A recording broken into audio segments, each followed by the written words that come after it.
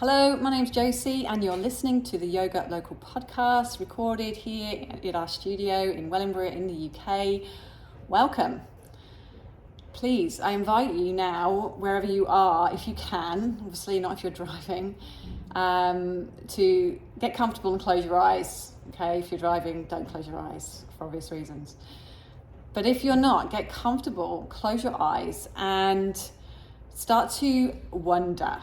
I really want you to let your imagination go here and imagine for a moment what would be possible if you knew that you could access the answers to any way forward in your life, any challenge in your life right now, any situation or experience.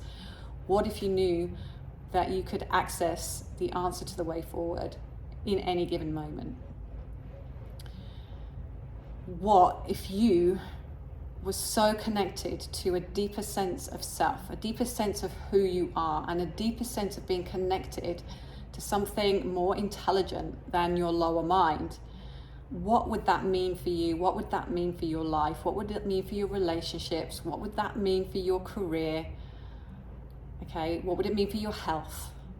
Now, let yourself really go here, contemplate, imagine, and vision, because this is the essence of the term known as Bhavana, often shortened as to Bhav in the yoga tradition. And its definition, and I'm not going to go into it too much here because Sanskrit is so much more than just a form of communication. But the Sanskrit can be translated or defined as dream. So it is, in my mind, it's a way of dreaming, of visualizing, imagining. But it can also be defined as attitude. And my take on this is, we bring a sense of attitude to our life, whether we have a positive attitude or a negative attitude, and how that can play out, and it's always going to be the one that comes to it from a positive attitude that's going to move forward in life. Okay, and then the other definition is having the ability to see yourself in a positive way, which I think a lot of us struggle with. Okay, so what does this mean for practice? Well, when we can start to move past the lower mind thinking, when we can empower our minds and our thinking in a way that is more constructive and more aligned with who we are and what we want and what we need, when we know what we want and what we need, and we're driving towards those goals, that's going to lead us to a place of deeper connection with ourselves and moving into our true potential, which is, by the way, the goal of all those fancy postures that you see on magazines, or more these days on social media, right? It's about moving towards our true potential, moving towards a sense of self that's beyond just the sense of me-ness, mine-ness, I-ness, I am Josie. There's the connection to something bigger, creative force, creative intelligence, whatever you want to call it. Yoga is moving us towards that experience. So it's understandable that this can, to some people, feel a little bit way out there and maybe a little bit mystical. But working with these teachings, it has a very, very real application for anyone, whether or not you're a practicing yogi or not. We can all learn from these teachings. And in fact, I think to a large degree, a lot of the personal development world, a lot of the well-being world have extracted some of this wisdom and repackaged it in a way that is kind of more comfortable for a Western ear.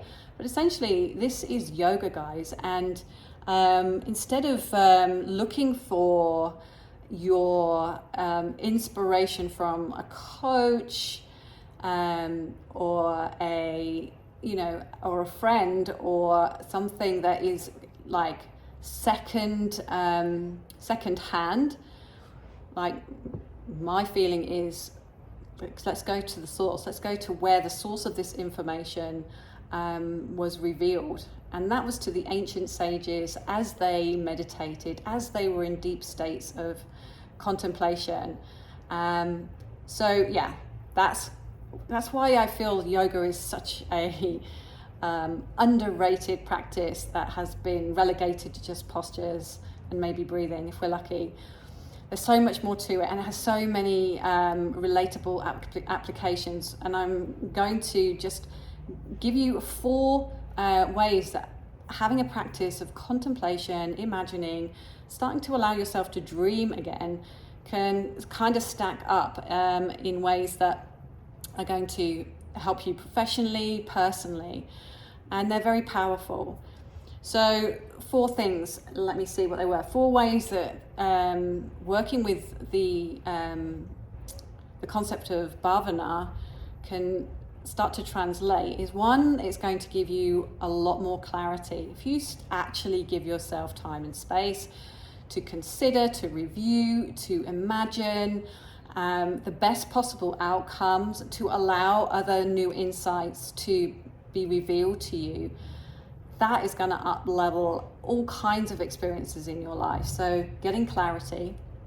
It also invites creativity, because we're opening up from a very narrow view of what we think and what we expect and what we already assume we know, into allowing our minds to open up into different outcomes, different experiences. And when we can imagine things quite readily, even things that are maybe out of the scope of what we think is possible, but if we can think it, we can become it, right?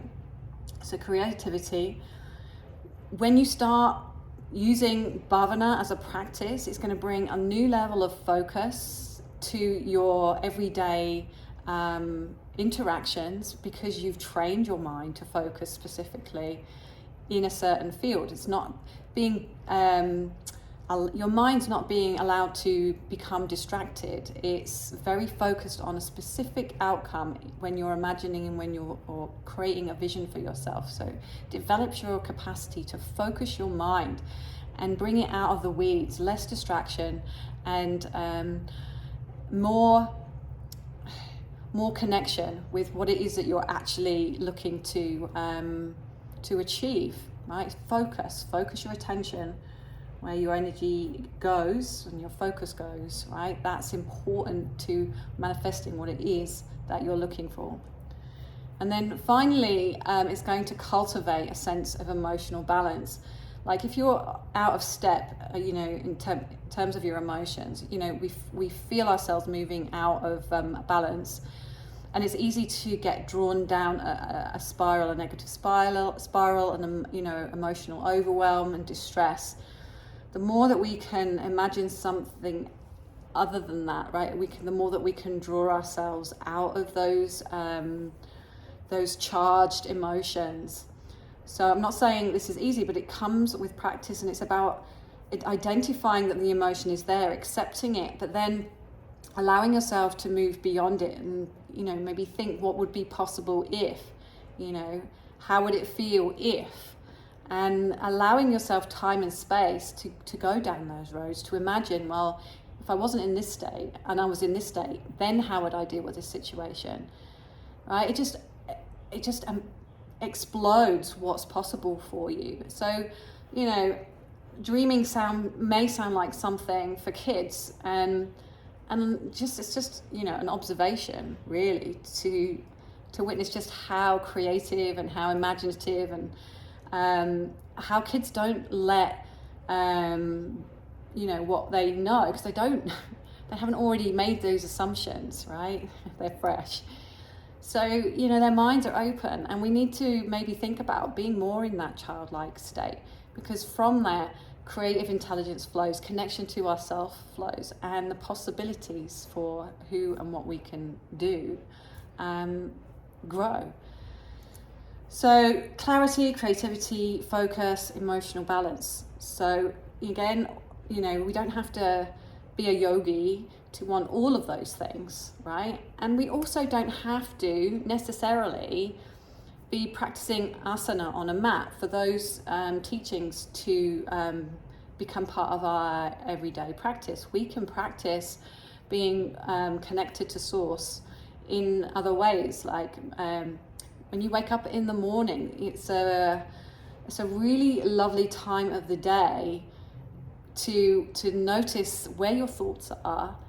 Are they something positive? Are they going to lead you into your day with a sense of excitement and possibility? Or are you waking up and starting to feed those thoughts that it's going to be, a difficult day, you've got this interaction, you've got this problem to solve? We can turn our attention to wherever we want it to go. And the dreaming process, when you allow yourself to change your attitude and spin things in a different direction, then all of a sudden you're visioning and imagining what your day would look like from a higher state of awareness.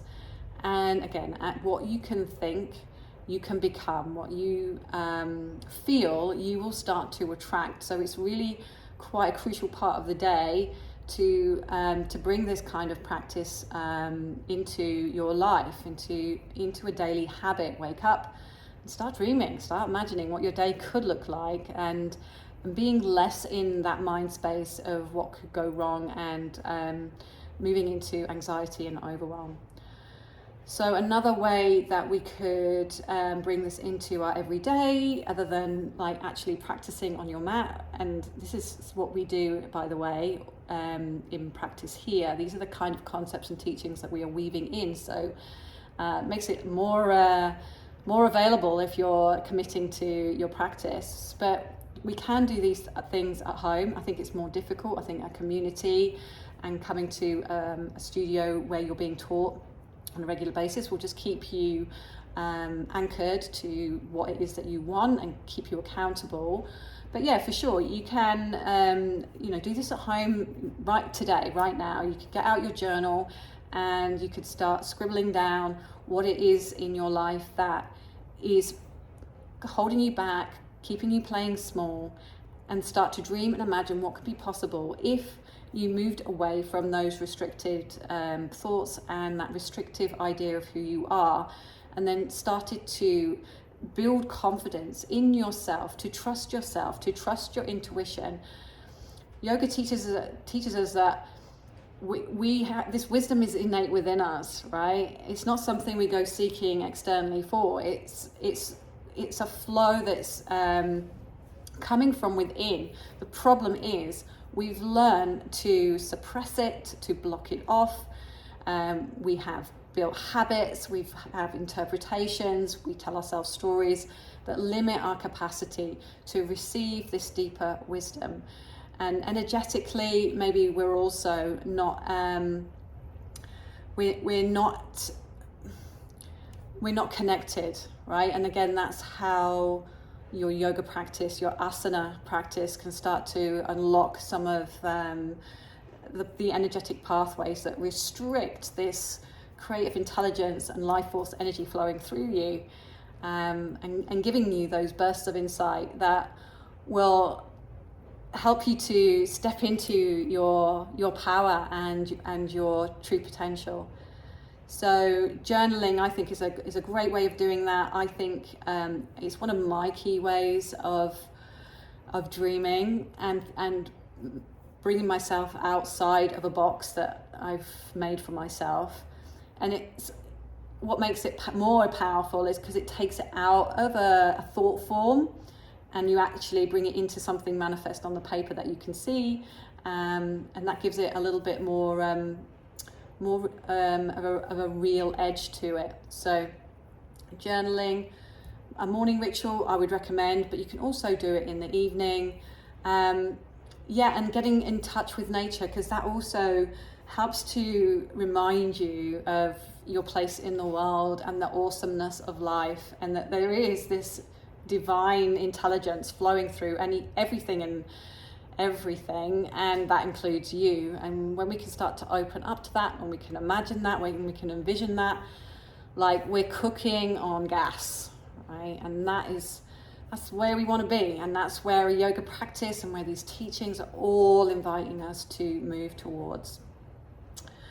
So again, these are the teachings, but consistency, guys, is key, right? This is like, we've done a lot of work on ourselves, probably in the reverse direction, right? If you think of all the times you've talked to yourself negatively, when you've not allowed yourself to dream, when you've played small, right? So there's going to be a lot of things energetically, emotionally, that are in the way of us moving into these higher states of awareness and feeling connected to something bigger.